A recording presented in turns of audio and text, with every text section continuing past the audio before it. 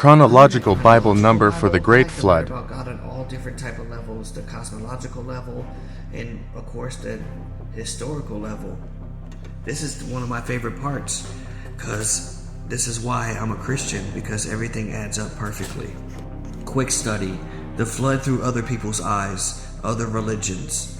Divine destructions of a world by means of flood is known in the culture from around the world. Most of these stories appear to have their origins in the biblical account. However, the ancient Near East have numerous myths of the Great Flood, which are separate retelling of the same events. Mesopotamian stories of the flood are the first found written in Sumerian language. In the earliest known literatures, 3rd millennium BC, a variety of retelling produced a number of versions. The two most famous flood stories outside of the Bible are the Gilgamesh epic and the story of Atrahasis. Numerous other references and renditions of the flood are found scattered throughout the classical literatures and other texts and of the ancient Near East. The flood itself divides the history of the world into a period before it was and it occurred into the current age. Things now are not as they were then. I believe that before the flood, there was dinosaurs and all sorts of things going on. And the fact that the whole world knew about the flood even makes the biblical account, more factual. The Great Flood, Genesis chapter 7 verse 1, Chronological Bible. Then the Lord said to Noah, "Come into the ark, you and all your household, because I have seen that you are righteous before me in this generation. You shall take with you 7 each of every clean animal, a male and his female, 2 each of the animals that are unclean, a male and his female, also 7 each of the bird of the air, male and female, to keep the species alive on the face of all the earth. For after 7 more days I will cause it to rain on the earth 40 days and 40 nights, and I will destroy from the face of the earth all living things that I have made." And Noah did according to all that the Lord commanded him. Noah was 600 years old when the flood waters were on the earth. So Noah with his sons and his wives and his sons' wives went into the ark because of the waters of the flood, of the clean animals, of animals that are unclean, of the birds and everything that creeps on the earth. 2 by 2 they went into the ark to Noah, male and female, as God had commanded Noah.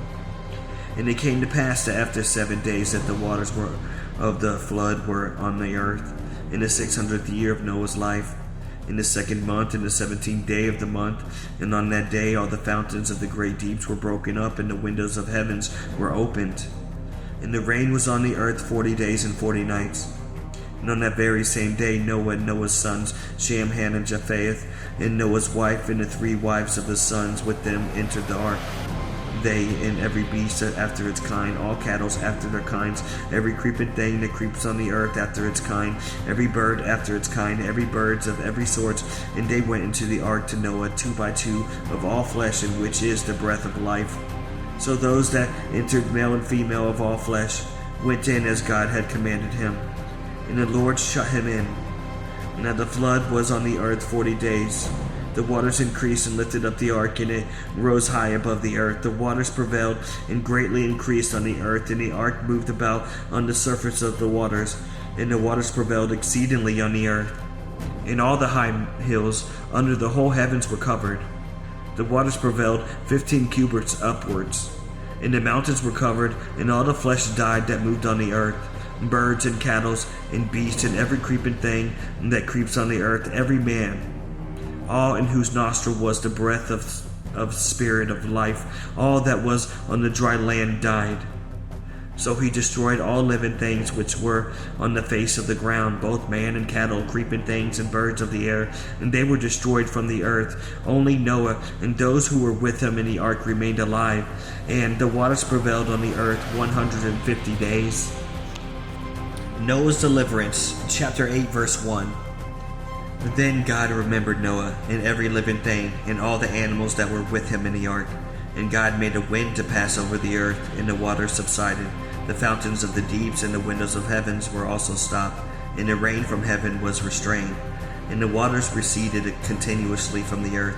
And at the end of the 150 days the waters decreased. Then the ark rested on the 7th month, and the 17th day of the month, on the mountain of Ararat.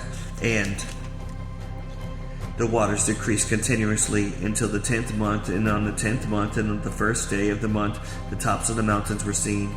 So it came to pass at the end of 40 days that Noah opened the windows of the ark which he had made. Then he sent out the raven which kept going to and fro into the waters that had dried up from the earth. He also sent out from himself a dove to see if the waters had receded from the face of the ground. But the dove found no resting place for the sole of her foot, and she returned into the ark to him.